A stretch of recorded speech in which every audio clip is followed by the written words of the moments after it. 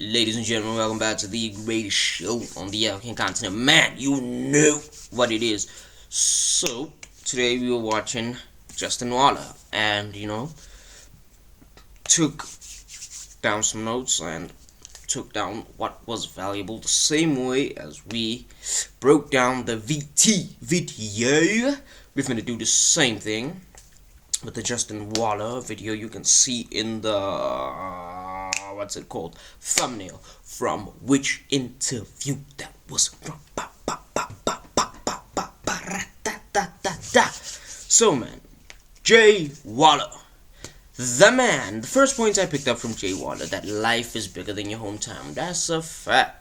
Like, growing up in your hometown, seeing small and then becoming that big hometown hero, becoming that big fish in that little pond, man. You believe that yes, you own the world, you own blah blah blah, and you are the king of your city, until you go out there and you see like there's Santon, there is a Bryanston, there is a Cape Town, there's a Dubai, there's an Istanbul, there's a United States, Beverly Hills, and you actually see, damn, boys are playing real ball. Boys are playing real ball, man, and you're nowhere near close to what they're doing, man. And it's like what Justin is saying about like life is bigger than your hometown and your goals should be 10x than what they are right now. That's true.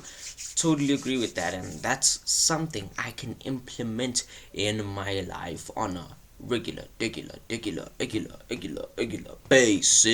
You dig what I'm saying?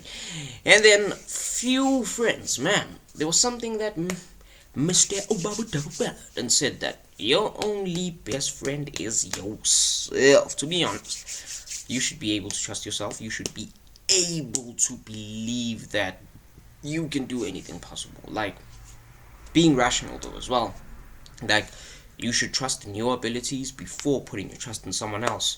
You should rather trust a rock than trusting a person. But with friends, man, like a true friend, you should be able to leave your girl with them, leave your bank account with them, and they're only a handful, man, and there's not really a lot.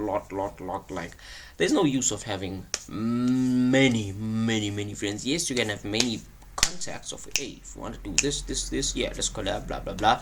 But friends that talk to you on a regular basis, they are on a, like, they're above the gates, they're in the gated community, they know the inner happenings, they know the ins and outs of your life, they know what you deal with and know weak points, don't you? So not everybody in your circle or surroundings or radius should know your inner workings and your weaknesses. It's only the selected few, because a few are chosen, many are selected, but a few are chosen to enter this path. I know it's cold, that's why I'm busy playing with my hands. Please do not judge my hands. And then, man, cost of heartbreak, divorce, and all of that. Yes, those are the biggest motivators. And Tate, everyone, all of these guys would say that divorce, heartbreak, like feeling like shit, those should be your biggest motivators. And I believe that's true. That's when you have the most energy. That's when you can't sleep at night. That's when you toss and turn, instead of tossing and turning and thinking about, oh, this could have been, should have been, would have been, blah blah blah. Focus on honing in, getting it better, doing it better, being better, running it better, becoming a better person, hitting it with traction, bam, attacking it at the highest level of your league, man, and moving from league to league to league, because hey, with hard work, women will come, and that's a fact, man. Like, women will come, they'll see that, damn, this man is doing something, this man has potential, this man is actually running his numbers up, even though you do not show them your pockets and they do not know what's in your pockets, but they can see, man, they can tell from the appearance, from the dressing, from you having good skin, you looking good, like, yeah, like they notice these little micro steps that you taking, and you think they're insignificant, but they are actually very and extremely significant. Like getting in shape, yeah, man, look yourself in the mirror, damn, boy, too handsome, boy. It all reflects, it all bam, bam, bam. It compounds, as we said, man. All these little steps compounds. And as the Afrikaans boys say, a pikkie vir pikkie maak baie. Yes, that's what they say, man. And then the buckets: money bucket, fitness bucket, health bucket, happiness bucket. You know, these buckets come with stages of your life, man. They come with stages. Like stage number one might be focusing on like money, building up guap, building up boom, boom, boom, boom, boom, getting to that level. Or first step can be actually focusing on mind, building mind, building mind, building mind, and then second, money, money, build money, build money, build money, build money, with building health at the same time. And then the last step can be like focusing on building happiness and understanding a philosophy and becoming a philosopher. Become a king first before becoming a king philosopher. If you want to become a king philosopher, first become a king, and then you'll know the philosophy behind becoming a king. And that's what I've been told, and that's what I've been told to what hone in on and actually understand, ladies and gentlemen. And yeah, that's quite actually it. And then, you know, buckets. Everything should be in buckets. There's, what's his name, Mr. Quick, the brain mastery guy, the man with the broken brain, as he says. You know, that guy teaches you about the types of buckets. You know, green bucket, this bucket. When you're making a decision, the 7 buckets which you have to think about, and then base your decision on that instead of actually jumping with emotion and not enough knowledge to make that decision. Identify the problem. This is business 101. Identify the problem, describe the problem, like define the problem, identify the problem, define the problem, create alternative solutions, and all of that bullshit. But you know, it works in similar ways to that, but you know, in a more simpler way, in a more way that is more applicable, that you can apply on a regular, everyday basis, man. So yeah. And mentorship, actually quite the biggest thing, because as a young man, like most of the times we actually don't know what to do. Yes, you may behave like, hey, I know that, da da da da da da, but you know, you don't know. There's always obstacles, there's always moves, and there's always squares that wanna boom take you off your square. And you know, that's why mentorship is needed, because if someone did it in the past, they'll show you, hey, don't do this, and this. What does that do? That makes you better. That gives you a competitive advantage. That makes you ahead. That brings you ahead of anyone and everyone who is competing with you, man. Like a man who's 30 years ahead than you, like come on. What can you tell that guy? You cannot tell that guy like anything, like literally anything, because they've been through it all, they've seen it all, and they know how to maneuver. They've played the games many time over. They've played the game multiple times. And then, man, like men pushing each other, yes, that's me and my brothers. Like when we get to work, and then when we boom, shovel,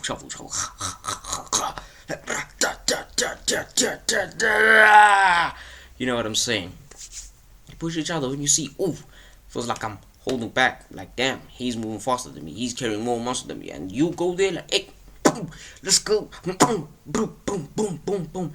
Work gets done quick, work gets done precise, precise, and it looks actually quite very good, you know. And it's true, man, that masculine men actually push each other, and it's just not even masculine, just men in general push each other to like, hey, you do not want to be the weak link of the team. You do not want to be the weak link, because a team is only as strong as its weakest link. So if your weakest link is weak, like, whew, that team is weak. And if your weakest link is like a badass motherfucking karate chop, aikido, type of guy, man, it's like, hey, that's something to be considered, and that's something to not be messed around. And you can tell that, damn, bruh, that team is going crazy, man. Like, yeah, man. And he speaks about trade, construction, and all of this stuff, and that's the business we are actually in, man. And yes, we have not seen many women as well applying for jobs and trying to do what we actually do, and then equal right, equal fight. But you know, I'm not gonna really enter into that. But yeah, we've not seen it. We've not dealt with a woman coming in to like boom, boom, boom, wanting to join cement, making bricks, selling all of that stuff. So, like, toxic masculinity, not really a thing, man. Not really a thing. Not really a thing. Because those toxic men are the ones that make those bricks, are the ones that build those houses, are the ones that sacrifice and risk everything to save your lives. And, as it's told and as it's said, it is what it is. You get what I'm saying? And then, man, taking responsibility. Taking responsibility as a man. Taking responsibility as your man. Everything is your fault. You not looking good is your fault. You not making money is your fault. You not getting in shape is your fault. You not making yourself better is your fault. You not reading is your fault. Everything is basically your fault, man, and you cannot simply run away from that. You can try and try and try, but it's life. It chose you. You never chose to be a man.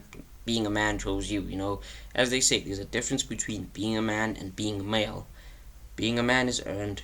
Being a male, you can just be a male, man. A regular, basic male. So it's like, we don't care. And then structure in the household, man. The last topic we can cover today that we took from the interview is structure in a household. That is actually quite important, and that teaches life lessons that you really don't get if you don't have structure. But having a male figure in your house, having a dad, mom, brother, sister, blah blah blah, being the oldest, blah blah blah blah blah blah blah blah blah. You know what I say? Being oldest, younger, being the youngest, and having siblings and stuff. It teaches you the household rules, and it teaches you, damn, wow, these kids look up to that one. Oh man, I look up to my big brother.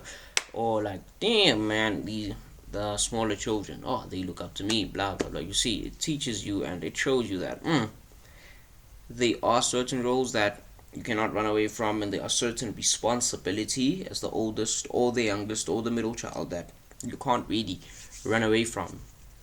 But you have to embrace, move on, kick on, push on, fight on, press on, man. And poverty, what can we do with it? We challenge it on an everyday, every singular basis, man. Because we believe we're billionaires, man. Let's get jiggy with it. But man, we ain't saying shit. But man, don't forget to like, subscribe, and comment, man. And that's just it. That's the basic things that took from the video. And yeah, if you're wondering which paper, whatever, you actually write them down. You actually have notes where you write them down and memorize and learn and know for like everyday usage, instead of just reading it once or like listening to it once. You just bam bam bam, get it down. Write the most important points, like reading the 48 laws of power. The most important law for me was like never outshine the master, and the last law where you like know when enough is enough, because man, that was the cause of the downfall for many people and many great warriors. And yeah, man, don't forget to like, subscribe, and comment, bro. It's your boy, Young Yusuf. Let's get it. It's Mujo Gusto. Now we'll be back with the music, man. We'll be back with the music. Don't worry about it. Don't worry about it.